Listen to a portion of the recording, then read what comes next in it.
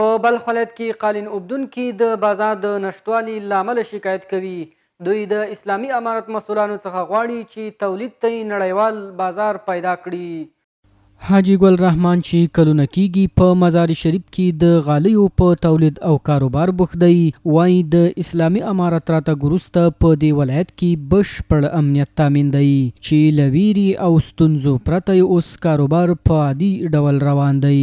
خو د غالیو اوبدلو لپاره د خامو موادو لوړ نرخونه او تولید ته نړیوال بازار نشتون هغه ستونزې دي چې د اسلامي امارت مسؤلانو څخه د حل غوښتنه کوي.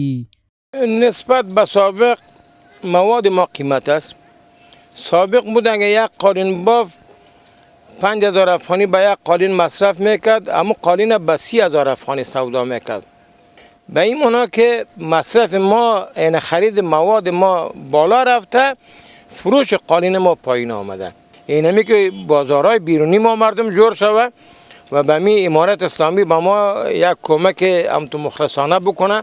همدارنګه حاجی محمد چې هم د غالیو پلورلو دکان لري، وایي د اسلامي امارت راتګ وروسته په سیمه کې امنیت ښه شوی. نوموړی هم د مسئولانو څخه د نړیوال بازار غوښتنه کوي. از وقتی که امارت اسلامی آمده امنیت خوبتر است، کاروبار خوبتر شده و ما میخوایم از امارت اسلامی که یک ذره بازارهای ما را خارجی بسازه که تا پیشرفت ترقی کنه. د یادونې وړ ده چې د شمال اوبدل شوي غالۍ د هیواد او نړۍ په کچه غوره نوم لري.